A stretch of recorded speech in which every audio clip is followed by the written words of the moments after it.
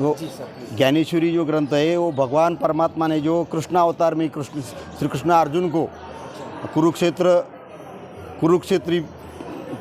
पर जो धर्मयुद्ध हो रहा था, जो धर्मयुद्ध की पार्श्वभूमि ऐसी है, कौरव और पांडव ये दोनों सगे पांडव 5 भाई थे और उसके सावत्र भाई कौरव थे।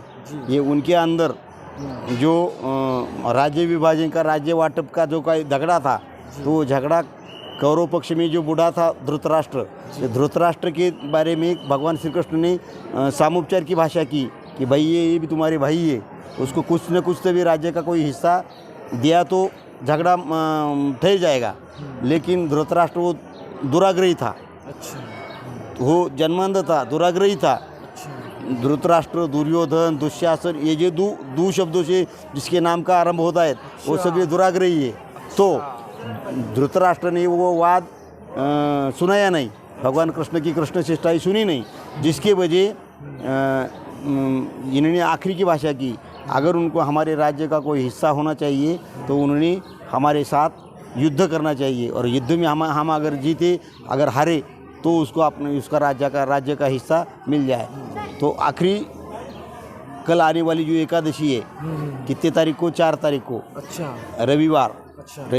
एक रविवार जो आने वाली एकादशी के दिन गीता बोधन किया है। हाँ, तो जिसके वजह कल आने वाली एकादशी है ना, उसको गीता जयंती बोलते। गीता जयंती बोले तो उस एकादशी को गीते का जन्म हुआ। वो एकादशी के दिन कुरुक्षेत्र, दिल्ली से 70 किलोमीटर नजीक है, वो कुरुक्षेत्र पे कौरवों का और पांडवों का युद्ध हुआ। आखिर कैसा हुआ युद्ध? भगवान कृष्ण परमात्मा ने जो आप सामोपचार की भाषा धृतराष्ट्र के साथ की, लेकिन धृतराष्ट्र ने वो सुना ही नहीं। दुराग्रही से वो बोले हम उसको राज्य तो नहीं, लेकिन एक सुई के जैसे इतनी भी माती नहीं मिलेगी। अगर उसको होना तो हमारे साथ उन्होंने झगड़ा करने का, युद्ध करेंगे, बात जीतेंगे। बाद हुआ कल के एकादशी के दिन युद्ध नक्की हुआ। हाँ, नक्की हुआ। तो ये युद्ध के अंदर भी ऐसा एक कहानी है कि वो जब युद्ध करना तय हुआ तो धृतराष्ट्र भगवान कृष्ण की तरफ युद्ध की रसद मांगने गए, और अर्जुन भी युद्ध की रसद मांगने भगवान कृष्ण परमात्मा की नदी तरफ गए, द्वारकाधीश को। लेकिन पहले गया धृतराष्ट्र गया पहले कृष्ण परमात्मा के तरफ। दुर्योधन धृतराष्ट्र का पक्षकार दुर्योधन गया कृष्ण परमात्मा के नदी के, हमको युद्ध करना है, तुम्हारे पास जो रसद है तो हम मांग रहे हैं तो तुम दे दो। और बाद में गया अर्जुन।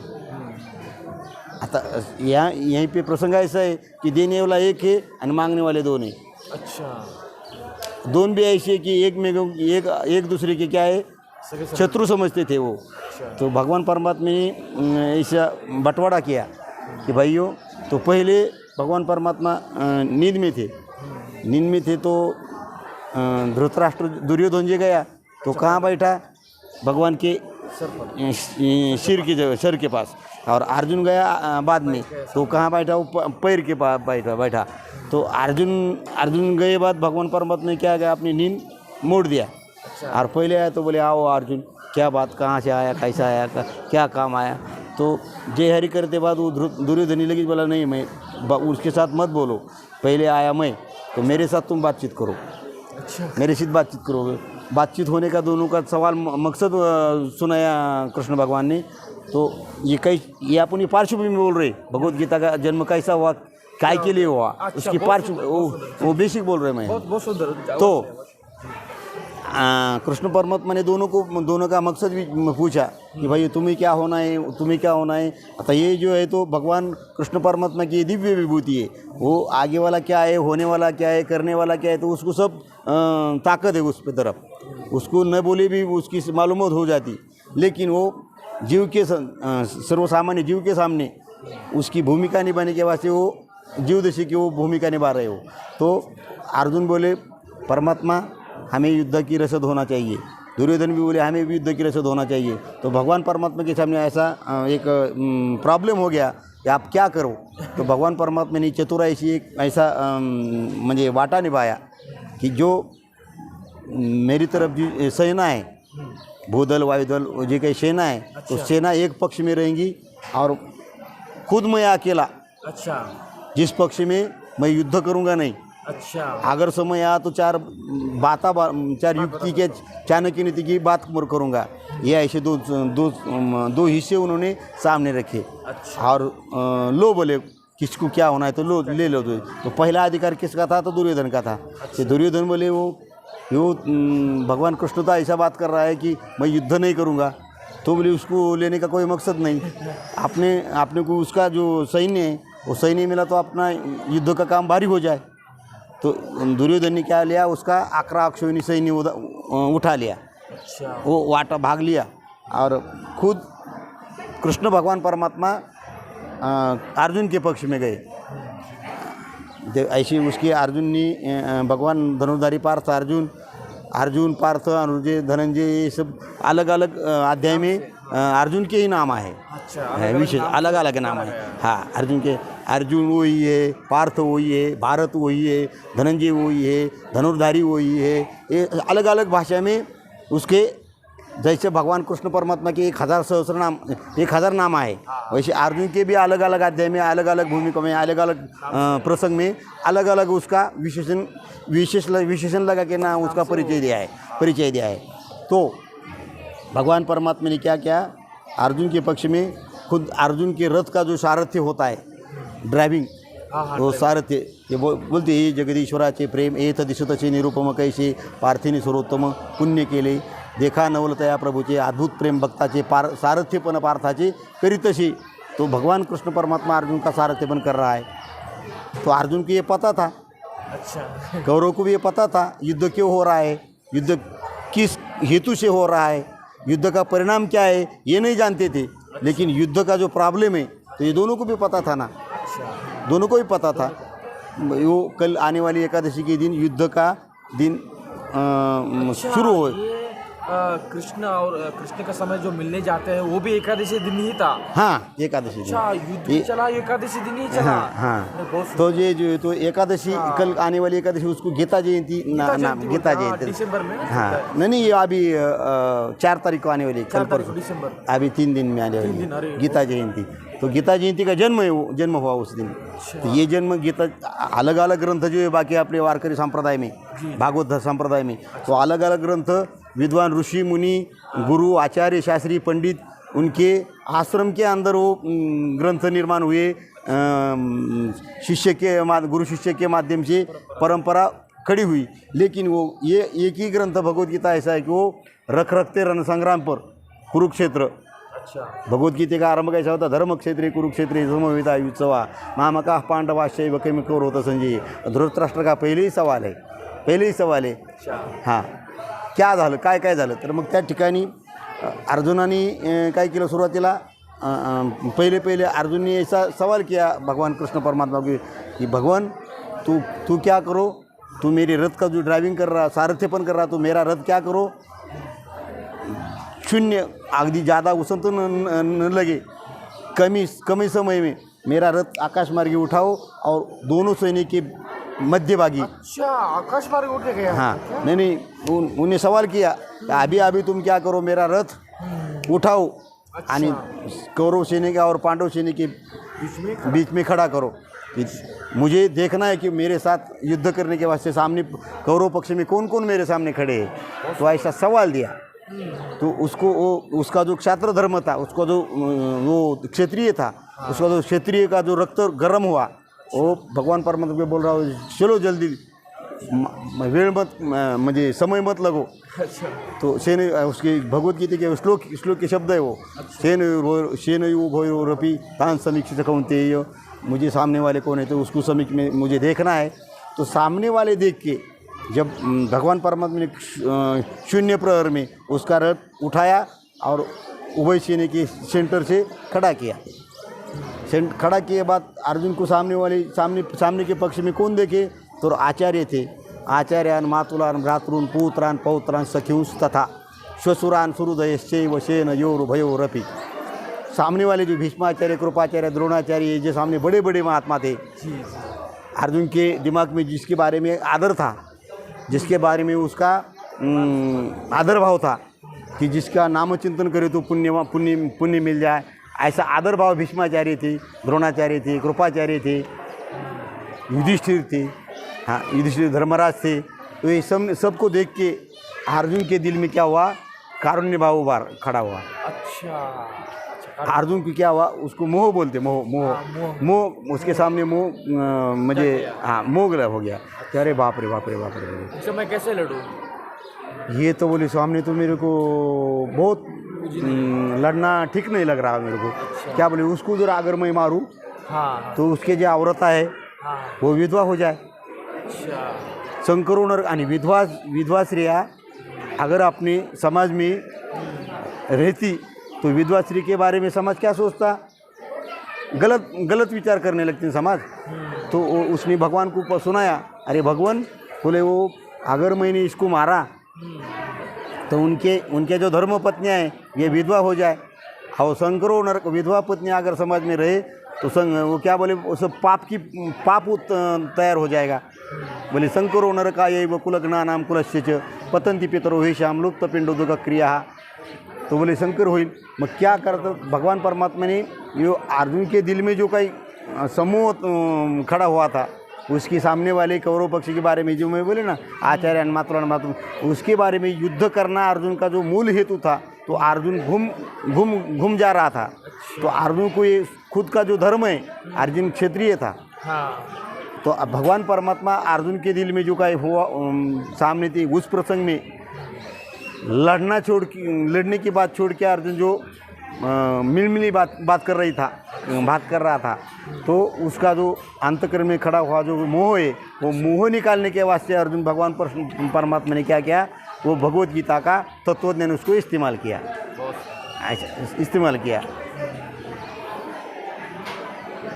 युद्ध हुआ। युद्ध के बाद आता है 700 श्लोक की जी भगवत गीता की पार्श्वभूमि बोल दिया मैंने, भगवत गीता की पार्श्वभूमि। लेकिन ये 5000 वर्ष की पुरानी बात हुई। जिस समय समाज में संस्कृत भाषा को मानने वाले, संस्कृत भाषा जानने वाले, संस्कृत भाषा पढ़ने वाले और संस्कृत भाषा आकलन होने वाले समाज में कुछ कम लोग आते, बहुत कम होते। मैं ये जो समाज की भूख है, अर्जुन ये भगवत गीता का खाली निमित्त कारण है। खुद भगवान का ही मकसद था कि वो अपने समाज में, संसार में पीछे हुए लोग, पाप में दड़े हुए लोग, पाप में पड़े हुए लोग, उसको अपन सन्मार्ग में, ज्ञान हेतु में, ज्ञानावस्था में, भक्ति मार्ग में आने के वास्ते अपन ये भगवत गीता, अर्जुन ये निमित्त है, ये ऐसा बोले जाते। अर्जुन के निमित्त करके ये भगवत गीता का तत्वज्ञान माऊली ज्ञानोबा ने, माऊली ज्ञानेश्वर महाराज ने कृष्णावतार में नहीं हुआ। कृष्णावतार में खाली भगवत गीता किसको बोली, अर्जुन को बोली। लेकिन बाद में वो 12वें शतक में ज्ञानोबा के अवतार में भगवान कृष्ण परमात्मा ने जो भगवत गीते का संस्कृत भाषे का जो तत्वज्ञान है, तिरे संस्कृताची गहने तोडून या मराठी शब्द सोपाने, रचिली धर्मनिधाने ज्ञानदेवे, म्हणून भलतीन येथ यावे, प्रयाग माधव विश्वरूप पाहावे, तुलनी द्यावे संसाराची तिलोदक। इस प्रकार की ज्ञानेश्वरी की वो भी है, 11वें अध्याय की वो अभी चालू था। हाँ, उसमें से वो भी है। ठीक है, अभी पुढे नहीं,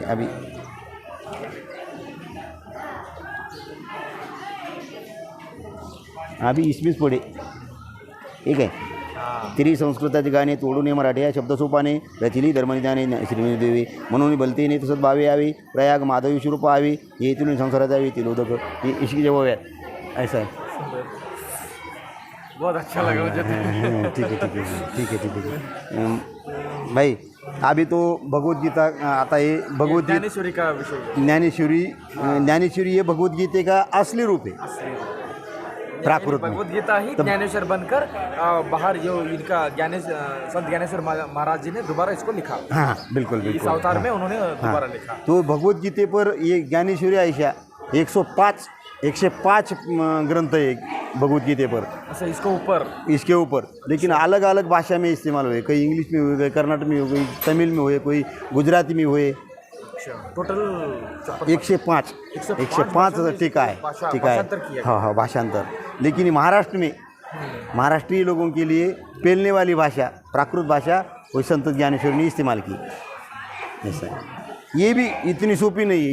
ये भी लोग ये पारायण क्यों कर रहे हैं, तो पारायण के हिसाब से ग्रंथ सेवा, इसके बारे में ऐसा एक हमारे महाराष्ट्र में एक संत हुए जनाबाई, वाचावी ज्ञानेश्वरी, डोळा पहावी पंढरी, ज्ञान होय अज्ञानाशी, ऐसा वरिया टिकेशी, वाचिल जो कोणी जनी त्याशी लोटांगणी, इसकी आखिरी एक ओवी है। ये पारण क्यों कर रहे लोग? अच्छा, ये देखो, नमो ज्ञानेश्वरा निष्कलंका, जयाची गीतेची वाचिता टीका, नमो ज्ञानेश्वरा निष्कलंका, जयाची गीतेची वाचिता टीका, ज्ञान होय लोका अतिभाविका ग्रंथार्थिया। ज्ञान हेतु लोग पारायण कर रहे हैं। इसमें क्या लिखा है, इसमें दिया हुआ जो ज्ञान है उसका जो आनंद है, बहुत सुंदर। अपने खुद के जीवन के वास्ते वो ज्ञानेश्वरी का भगवत गीता का तत्वज्ञान, जैसा क्षत्रिय योद्धा युद्धभूमि पे जाता और रण संग्राम करता, जब उसके पास अस्त्र क्या रहते तो उसके शरीर में चिलखत पहनना पड़ता।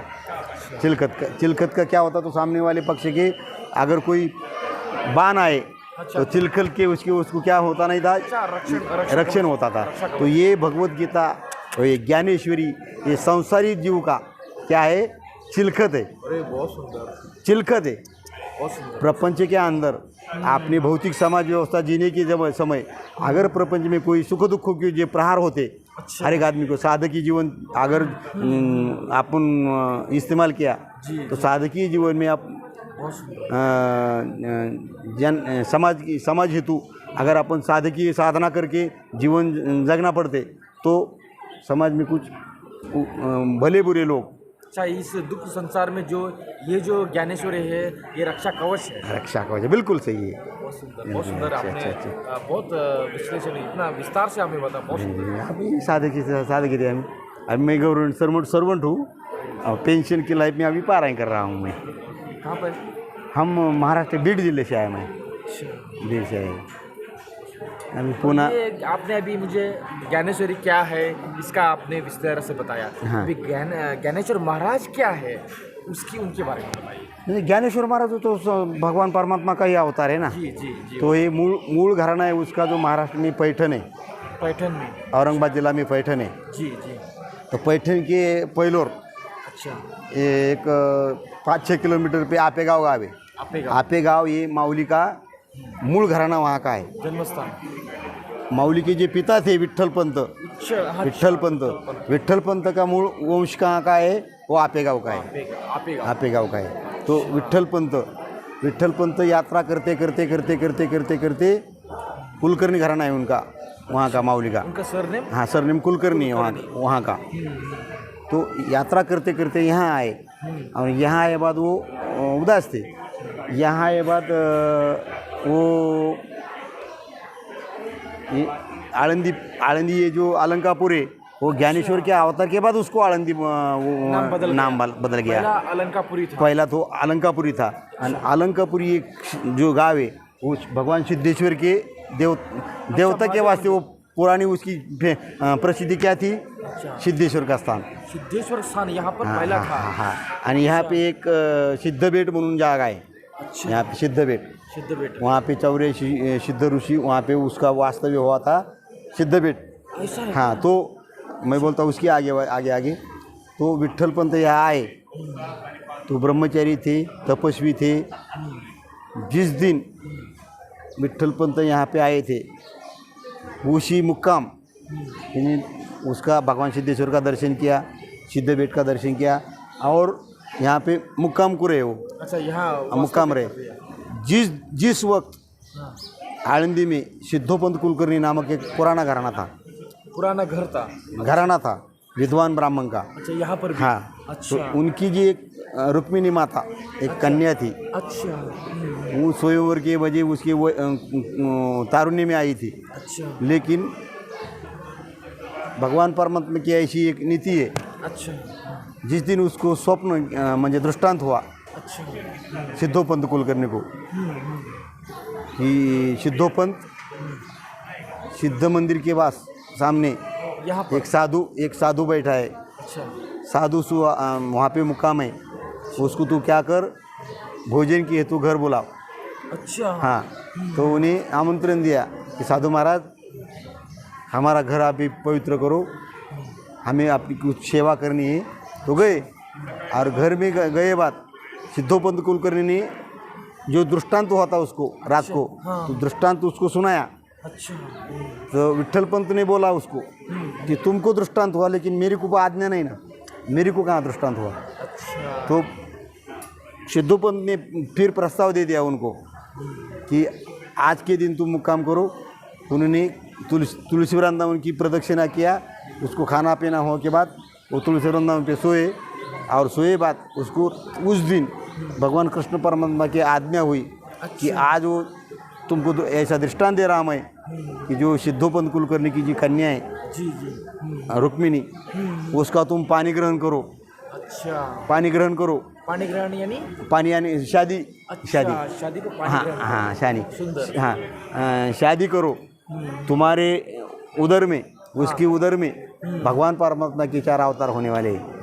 सुंदर। विष्णु, शंकर, ब्रह्मा और मुक्ता आदि शक्ति मुक्ताबाई, ये 4 अवतार होने वाले हैं तुम्हारे होने वाले औरत के बाद तरफ से। तो बाद में उनका सिद्धोपंत कुलकर्णी ने उसकी शादी संपन्न करके दिया। लेकिन ये यात्रा कर रहे थे ना वो विट्ठल पंत, पैठण से आए थे तो यात्रा करते दर को दर मुकाम यहाँ आए थे। बाद में उन्होंने ससुर अपने जो सिद्धोपंत कुलकर्णी थे उसको बात बोली कि मुझे मेरे वाली जो यात्रा है, हाँ आगे वाली यात्रा जो मुझे पूरी करनी की है। हाँ सही बात है। हाँ। तो सिद्धोपंत कुलकर्णी बोले जाओ, बोले अच्छा। जाओ। वो यात्रा करते करते वो यहाँ से आए थे ना। तो बाद में उसका दिल नहीं लग रहा था। किसका? विट्ठल पंत का। अच्छा। रुक्मिणी माता के साथ जब उन्होंने ब्याह किया तो उसका दिल नहीं रहा था। तो आज्ञा की वजह से उन्होंने किया। हाँ अरे बाप हाँ, रे। दिल नहीं लग रहा था। तो बोले वो हमेशा बात करते थे मुझे संन्यास लेने का है, मुझे संन्यास लेने का है। तो रुक्मिणी जी माता थी उसकी औरत, तो हमेशा ऐकती थी। तो एक दिन उन्होंने गुस्से में बोल दिया, अच्छा। क्या बोले संन्यास ले, उन्हें तो कुछ भी करो, तुझे पढ़ते पढ़ के आज्ञा। अच्छा, वो आज्ञा मिल गया तो बस चले गए उठा लिया। वो चले गए। वो कहाँ गए? ठेठ उत्तर भारत में गए। अच्छा। उत्तर भारत में गए। वो वहाँ पे उन्हें थोड़ी सी पॉलिसी चलाई। उन्होंने उसका नाम बदल दिया। अच्छा। और वहाँ पे उत्तर भारत में एक रामानंद स्वामी, ऐसा कोई उनकी गुरु का नाम बोला जाता है, रामानंद स्वामी। वो उसके तरफ उन्होंने पूछा कि भाई तुम कहाँ से आए? तो बोले वहाँ महाराष्ट्र के। नाम बोला उन्होंने, गलत नाम बोला। अच्छा। हाँ, गलत नाम बोला। बोले मुझे संन्यास अपने तरफ से अपने आश्रम में ठहरने का है, मुझे अपने तरफ से संन्यास लेने का है। उन्हें संन्यास दिया। अच्छा। संन्यास दिया। और वो जो उसके रामानंद थे उसको संन्यास देने के बाद उसको ये आश्रम की जिम्मेदारी उसके तरफ दे दिया। अच्छा, उन्हीं को मिल गया। हाँ, उन्हीं को मिल गया। मैं बोले अभी हम यात्रा करने जा रहा हूँ। तो यात्रा करने आने बाद वो भी फिरते आळंदी में आए। सुंदर। अभी यहाँ पे भगवान सिद्धेश्वर का दर्शन करके अच्छा। यहाँ बैठे। अच्छा। जब वो ये विट्ठल पंत गए थे ना गुस्से में, उसका तलाश नहीं लग रहा था, रुक्मिणी माता को तलाश नहीं लग रहा था। तो अपना जीवन कसं जगायचं म्हणून ये सुवर्ण पिंपल था ना, उसको प्रदक्षिणा करके अपना अपनी दैनिक साधना वो निभाती थी। साधना करते थे। हाँ, और संकल्प करके भगवान परमात्मा का नाम चिंतन करके वो सुवर्ण पिंपल की प्रदक्षिणा करती थी। प्रदक्षिणा करके तो ये जो साधु था रामानंद स्वामी, वो बहुत तेज पुंज था। अच्छा। तपस्वी साधु था। हाँ बहुत। तो उन्होंने क्या किया कि उसके अपना सर उसके पाँव पे झुका दिया, दर्शन किया। दर्शन के बाद उन्होंने क्या किया? आशीर्वाद दे दिया। साधु क्या देता? दर्शन के बारे में आशीर्वाद, भला हुआ। तो उन्होंने पुत्रवती भव ऐसा आशीर्वाद दे दिया। तो बोले वो सुनने बाद बोले बाबा जी आशीर्वाद तो गलत नहीं हो गया। बोले मेरे पति तो बोले 4 महीनों से गुम गया। अच्छा। मुझे यहाँ पे पिताजी के घर में छोड़ के मेरे पति तो गए तीर्थाटन के लिए। तो बोले क्या नाम था उसका? बोले ऐसा है। उसका कलर कैसा था? उसका वही कितना था? उसकी फिजिकली उसका जो बोल दिया वो जब जब रुक्मिणी माता बोलती थी आणि रामानंद स्वामी सुनते थे तो रामानंद स्वामी के दिमाग में आ गया कि अरे हो 4 महीने बाद मेरे को आश्रम में जिसने विठ्ठल चैतन्य नाम का जो मेरा नया चेला है वही उसका पति है। अच्छा, समझ में आ गया उनको। समझ में आ गया। तो उन्होंने क्या किया, बोले मेरे वाला साधु का आशीर्वाद तो बोले नीचे नहीं जाएगा। अच्छा, उसकी वजह इन्होंने यहाँ से यात्रा ठहर के अच्छा बंद कर दिया, आगे जाना, फिर गए वो वापस चले गए। वापस गुरुजी वादा करके पूरा छोड़ के गुरु वापस कैसे आए। अच्छा, तो विठ्ठल चैतन्य थोड़े से गड़बड़ हुए। तो बोले मेरे क्या बोले, और उसकी जी देखने की जी लकब थी नलग थी उसको समझ पड़ा कि गुरुजी में कुछ तो भी अपना गड़बड़ है, कुछ तो भी गड़बड़ है। तो बोले वो ऐसा बोले मेरी जो इतने साल की जो दीक्षा है, मेरी इतने साल की जो तपस्या है वो फैल जाएंगी।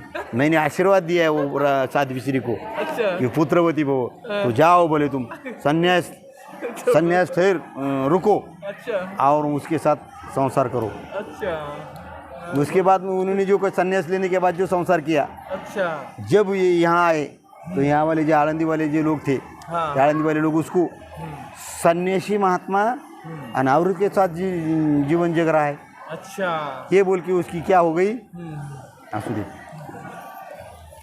ये बातचीत समझ में उसकी क्या हो गई, टीका टिप्पणी शुरू हुई। टीका टिप्पणी की वो सन्यासी एक श्री के सामने प्रपंच कर रहा है। नुसतं प्रपंच कर रहा है तो उसको 4 संतान भी हुए। तो उसको विठ्ठल पंत को समाज स्वीकार नहीं कर रहा था, स्वीकार नहीं रहते। हाँ, क्यों?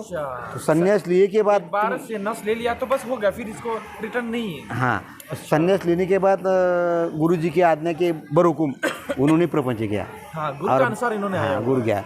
फिर भी उसको उसकी जो जन्मशक्ति है ना उसमें तो 2-2 साल के फर्क में 12वें साल की ऐसी कुछ भी ऐसे संदर्भ है। तो पहले निवृत्ति हुई, बाद में ज्ञानेश्वर हुए, 3 नंबर सोपान हुए और 4 नंबर मुक्ताई हुई। और ये 4 संतान जो है, ये संतान जैसे अपन बड़े हो चले तो विठ्ठल पंत समाज में समाज का जो विरोध है तो झेल रहे थे। अच्छा, हाँ, समाज उसको म्हणजे समाज जाति से बाहर फेंक दिया था। अच्छा। यहाँ वाले उस समाज व्यवस्था ने। हाँ, तो बोले तुम संन्यास लेने के बाद तुमने प्रपंच किया है, तुमको हमारे समाज में रहने का कोई अधिकार नहीं है।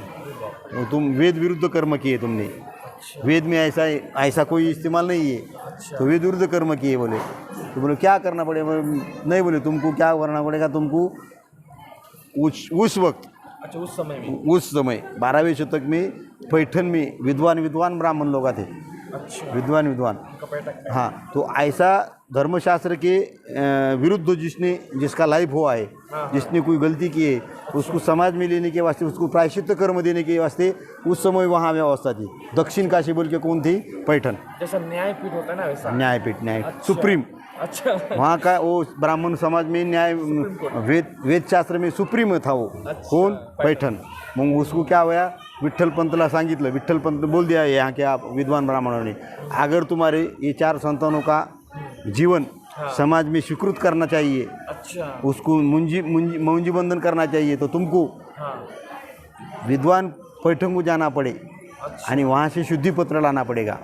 तुम्हें वेद लोग बताया, इसने यहाँ के लोगों ने बताया उसको। अच्छा, तो वो गए लेकिन नहीं वो ऐसा नहीं सवाल है, थोड़ी गलत हो रही मेरे को। ऐसा है, यहाँ के लोगों ने क्या किया, उसको म्हणजे जिवंत म्हणजे याला इलाहाबादला त्रिवेणी संगमावर त्यांना इन्होंने कहा या फिर वो पैठन में कहा? नहीं, पैठन के बाद में ज्ञानेश्वर के निवृत्तिनाथ ज्ञानेश्वर सोपान का सवाल है वो। अच्छा, वो तभी का है। हाँ, तभी का है। यहाँ ये स्थानीय लोग, हाँ, स्थानीय लोगों ने क्या किया, उसको जिवंत प्रायश्चित्त घ्यायला सांगितलं त्यांनी, इथल्या ब्राह्मणांनी।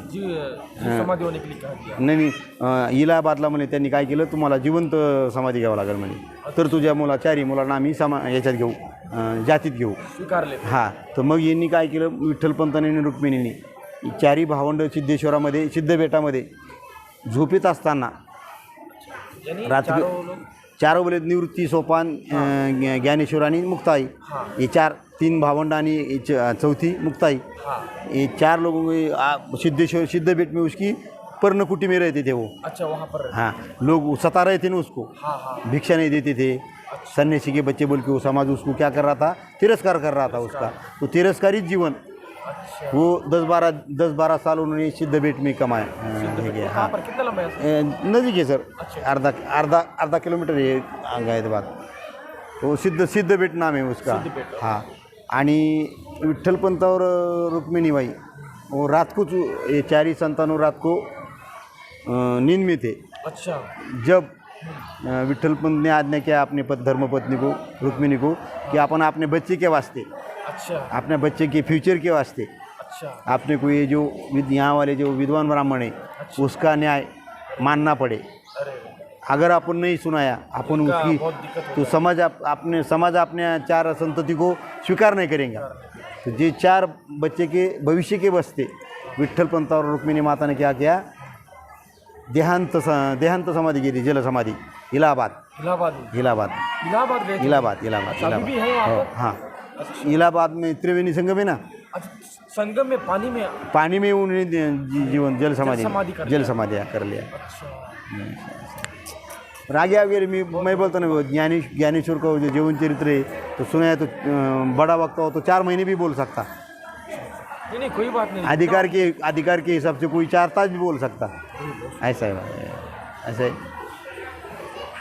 तो उसके बाद और इनको स्वीकार लिया? हो स्वीकार जब भी उन्होंने क्या किया, जब उन्होंने ये लोगों ने बोला कि तुम्ही संन्यासीची पोर है, तुम्ही संन्यासीची पोर है, हाँ तुम्ही क्या करा, फिर यहाँ वाले विद्वान ब्राह्मण ने फिर ये 4 संतान जो थे ना इसको पैठण को भेजा। अच्छा। इसको भेजा पैठण को, लोगों के पैठण के लिए पत्र लाने के लिए बोला? पत्र लाने के लिए बोला कि जाओ तुम सन्यासी की संतति तुम पैठण को जाओ और पैठण विद्वान ब्राह्मण की तरफ शुद्धि पत्र लेके आओ। अच्छा ऐसा सवाल है। मैं बोला था ना पहले गलत, कहानी यहाँ जुड़ गया। ऐसा होता। बाद में गए वो, अच्छा गया जो वहाँ पे गए वहाँ वाले विद्वान ब्राह्मणों ने भी उसकी जो कही हर एक तरीके से उसकी क्या कही एग्जाम्पल लिया, टेस्ट किया, बातें किया उसके साथ। अच्छा। तो मजाक भी किया कुछ लोगों ने। अच्छा हाँ तो वो मजाक करे बाद उन्होंने मजाक में बोले नामा क्या है अपनी, तो बोले निवृत्ति है, अच्छा दूसरे बोले ज्ञान देवे, तीसरे बोले सोपान है, चौथे बोले मुक्ताई है। तो वाले लोग मजाक में हाशिक मजाक कर रहे थे। वो नाम आता बोले उसके बहुत बंगाली नाम है उनका, उसका बाप बहुत बंगाली था, बोले नाम आता बहुत बड़े रखे। वहाँ पे वो ज्ञानेश्वर के बारे में ऐसे बोल रहे थे। ज्ञान आता बोले हमारे यहाँ पे जो पानी वहाने वाला जो हालिया है उसका भी नाम ज्ञान है, उसके पास भी बहुत ज्ञान है, उसका भी नाम ज्ञान है। तो बोले रेडे को ज्ञानदेव ज्ञान नाम था। तो उसकी मजाक कर रहे थे वो मजाक कर रहे थे। तो वहाँ पे एक मजाक में एक ऐसा इशू हुआ कि बोले वो और मी, वो पानी आने वाला हालिया और मी एक ही जे बोले। हाँ तर बोले मग उसको अगर अपन मार दिया तो तुमको मार लगेगा क्या, उन्होंने पूछता है। हाँ उन्होंने वहाँ पे मजाक उड़ाई। अच्छा ये भी मजाक। हाँ तो ये रेड़े के पाठी पर ऐसा एक मारा डांडा, यानी भैंसा। अच्छा, भैंसा के पाठी पे ऐसा एक डांडा मारा। तो डांडा मारने का जो मासूम ओल रहा था ओल, तो ओल ज्ञानेश्वर की पीठ पे अच्छा चमक उठा, यानी भैंसा को जो मारने से वो मार जो ज्ञानेश्वर जी को लगा। हाँ अच्छा तो दिखाया बोले, तो बोले क्या वो तो क्या है वो। हाँ और फिर भी वो आगे फिर भी उसके दिमाग में नहीं आया नहीं कि वो इतनी विभूति है बोल के। वो संत कोई पराकुटी अधिकार है उसका।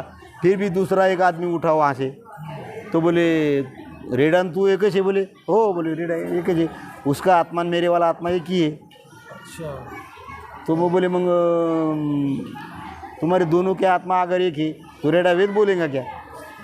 अच्छा वेद की भाषा बोलेगा का तू? क्यों नहीं बोलेगा? बोले वो ज्ञानेश्वर ने उसको आज्ञा दिया, ज्ञानदेव म्हणे बोल रे ऋग्वेद, अच्छा ओमकार हा शब्द प्रणवाचा। तो ये बोले वेद बोलेल ना बोले, लेकिन मेरी बात ऐसी है, वो मुँह से बोलने का पीछे से बोलने का, ऐसा का? ऐसा ऐसा ओमकार हा शब्द प्रणवाचा। तो बोले मुँह से बोलो। तो उस समय अच्छा जो भैंसा है, भैंसा ने पैठण के ब्राह्मण की बैठक में हाँ वेद की ऋचा मुँह से आपने बोल दिया। अच्छा फिर उसके दिमाग में आया कि ये असामान्य विभूति है। फिर उसको शुद्धि पत्र दिया और वापिस आते आते आळंदी की पैठण के आयलोर नगर जिले में एक नेवासा गाँव है, नेवासा। अच्छा नेवासा गाँव उसका मुक्काम था। हाँ नेवासा ये ग्रंथ जो है ना, हाँ ये ग्रंथ कहाँ तैयार हुआ? वहाँ पर नेवासा में इन्होंने नेवासा आते वक्त ही वो उन्होंने जागृत हाँ, होकर तो जब हाँ वो चारी भावंडा नेवासा में आए थे, और नेवासा में एक चांगदेव महाराज थे, पुराने योगी थे। 1400 वर्ष उसका आयु था। उसको पास चांगदेव उसको 64 कला 14 भाषा उसको अवगत थी। उसकी समाधि है वहाँ पे नेवासा में। नेवासा भी है नहीं, पुणतांबा आते पुंतामा नेवासा कुछ बोलते। अच्छा, वहीं पर, हाँ, वहाँ उसका मुक्काम हुआ। तो उसके बारे में ऐसा हुआ कि पुरानी बात थी जब उस वक्त की, जब तक ये 4 भावंड नेवासे में नहीं आए थे, उसके पहले ऐसा था कि वही पंचक्रोशी में अच्छा जितने ही लोग ग्रामीण भाग में मरते थे, तो मरे हुए जो प्रेत थे, प्रेता डेड बॉडी, वो ये चांगदेव महाराज के समाधि की तरफ रखते थे लोग। अच्छा, जो भी मर जाता है उसका डेड बॉडी जाके वहाँ पे रख देते थे। अच्छा। जब चांगदेव महाराज 6 महीने उसकी समाधि थी, समाधि ले लेते थे। हाँ, अच्छा, पहले ज्ञान में योग में समाधि लेते थे। तो 6 महीने उसकी समाधि अगर लगी तो उत्थान होने के लिए 6 महीने लगते थे। अच्छा। तो 6 महीने में जितने भी वहाँ पे मरे हुए लोग जितना, तो वहाँ पे लोग सामने रखते थे। और समाधि उत्थान हुए बाद चांगदेव महाराज उसको देखते और मंत्र छिपी जो जल छिपड़ते थे तो जीतते थे। तो उस वक्त चांगदेव महाराज समाधि में थे। अच्छा समाधि में थे।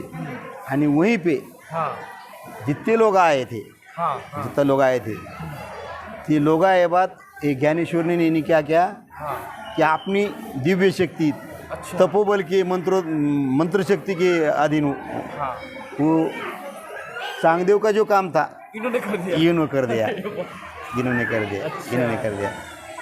कर दिया। वो आगे आए। कहाँ के आए? आळंदी को आए। अच्छा। और बाद में चांगदेव की समाधि खो गई।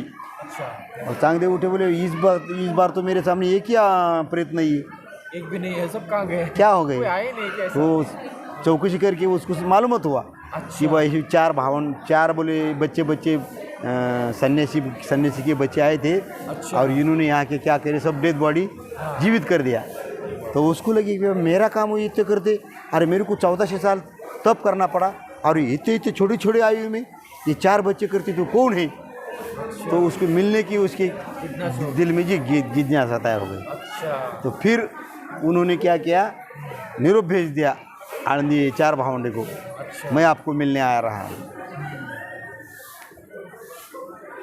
आगे उसको निरोप दिया।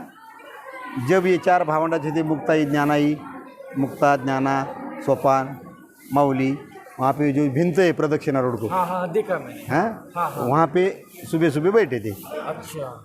तो उसको मिला निरूप कि वो बोले पुंतांबा के चांगदेव महाराज आपकी भेंट करने के वास्ते आ रहे। अच्छा, इनको ये 4 भावंडों को निरूप मिला। हाँ, निरूप मिला। लेकिन जब ऐसा प्रसंग बोला जाता है कि ये पुंतांबा के चांगदेव महाराज जब ये माऊली ज्ञानोबा को मिलने के वास्ते आ रहे थे, अच्छा, जब उसका जो पत्र था, तो पत्र जब लिख रहे थे वो चांगदेव जी, वो बहुत पुराने 1400 साल का उसका आयु था। अच्छा। लेकिन पत्र लिया बाद पत्र का जो मायना रहता है ना, ड्राफ्ट करने का जो मायना रहता, तो जनरली मायना का ऐसा एक मासूम है हाँ। कि अपने अपने से बड़े बड़े को लिख रहा है। बड़े को लिख रहा तो क्या लिखना पड़ता है? तीर्थ स्वरूप लिखना पड़ता है। हाँ जी जी। तीर्थ स्वरूप। अगर बच्चे को लिखना पड़े तो चिरंजीव लिखना पड़ता है। अच्छा। जैसा बाप बच्चे को क्या लिखता है? चिरंजीव लिखता है। चिरंजीवी। हाँ, बच्चा पिता को क्या लिखता है? तीर्थ रूप लिखता है। तीर्थ रूप, तीर्थ स्वरूप, ऐसा उसका मायना रहता है। तो वो मायना लिखते लिखते उसका दिमाग में बहुत बहुत बहुत दिमाग चला है उन्होंने, उसको क्या लिखा हो बोले। उसकी उम्र तो बोले खुद छोटी बोलते सुनने को आई। अच्छा। वो कमी उम्र के लोग 4 भावंड है, उसको अगर अपन चिरंजीव लिखे बहुत छोटा तो उसका बहुत बहुत बड़ा है। अच्छा। आपने 6 महीने की समाधि जिसके वजह अपन खर्च करते थे अच्छा। मरे हुए लोगों को जीवन करने के लिए, तो उन्होंने छोटे बच्चे ने अपना काम किया तो उसको छोटा कैसा मानना? नहीं ना मान सकते अपन। जिसके वजह वो धांधल में उन्होंने क्या किया, वो पत्र का जो मायना था वो कोराच रख दिया और कोराच पत्र इधर दे दिया। हाँ, तो ये पत्र जो आया तो मुक्ताई के हाथ में पड़ गया। अच्छा।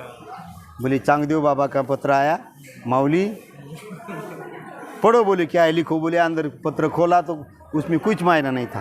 अच्छा। तो माऊली बोले, हाँ। मुक्ताई बोले पहली, बोले 1400 साल का चांग्या, बोले कोरा ही कोराच रह गया। अच्छा, मतलब उसके 1400 साल भी उन्होंने योग किया। हाँ। लेकिन उसकी तरफ उसके दिल में कोई भी ज्ञान नहीं। बोले अच्छा। खाली पत्र का मायना उसको नहीं जम रहा।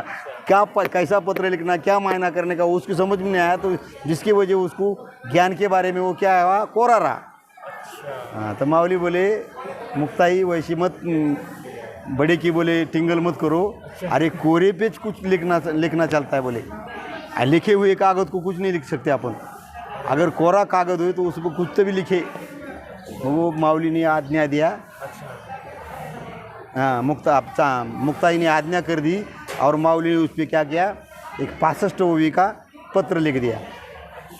ये 65 ओवी का जो ग्रंथ है वो चांगदेव 65 बोल के उसको प्रसिद्ध है। अच्छा। ये 65 ओवी के अंदर माऊली के एक 5 ग्रंथ है। अच्छा। पहले ज्ञानेश्वरी, अच्छा। अभंग गाथा, अच्छा। अमृतानुभव, हरिपाठ हरिपाठ। और चांगदेव 65। ये 5 ग्रंथ जो है ना, ये ज्ञानेश्वरी का ग्रंथ है, उसके अंदर जो भगवान परमात्मा का जो तत्वज्ञान है, वो तत्वज्ञान का संवाद ये ज्ञानेश्वरी में है। अच्छा, वो पांचों जो ग्रंथों का तत्व ज्ञान जो ज्ञानेश्वरी में है। ज्ञानेश्वरी हा तत्व संवाद है। अच्छा। भगवान परमात्मा जीव का शिव का जो तत्व है, हाँ। यह तत्व का संवाद ज्ञानेश्वरी में है। तत्व। हरिपाठ में क्या है, नाम संवाद है। भगवान परमात्मा का नाम बारे बारे में बोले, हरिमुखे मना, हरिमुखे मना, नामस्मरण। वो नाम संवाद है। अच्छा। अमृतानुभव जो है, अमृतानुभव, वो साधु बहुत तप करके करके करके करके आखिरी के जीवन पहुंच जाता। जब उसके साधने का जो भी कोई कुछ अनुभव है उसको, भगवान ईश्वर का, ज्ञान का, भक्ति का, जो भी उन्होंने अनुभव आत्मसात किया है, वो अनुभव जिसमें बोले उसको अमृतानुभव बोलते। वो आत्मसंवाद है, आत्मज्ञान है उसमें। आत्मसंवाद बोले तो अमृतानुभव, नाम संवाद बोले तो हरिपाठ, नाम संवाद हरिपाठ, आणि जनसंवाद बोले तो अभंग गाथा। सामने वाले जो जन है, जो समाज है, समाज के बारे में, समाज के हित के बारे में जो कुछ बोलना था माऊली को, तो अभंग गाथा करके उन्होंने जन संवाद कर दिया। अभंग गाथा, जन संवाद, हरिपाठ, नाम संवाद, अमृतानुभव, आत्मसंवाद, और ये जो है वो तत्व संवाद है। ऐसे 4-5 ऐसा है। करो जी।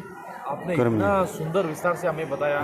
सही कहता हूँ, मुझे इतना दिनों में मुझे आपके जैसे मिले ही नहीं। सही करो, मुझे बहुत बहुत धन्यवाद। नहीं इधर नहीं आप नारायण पांडुरंग करो जी, करो जी। Thank you.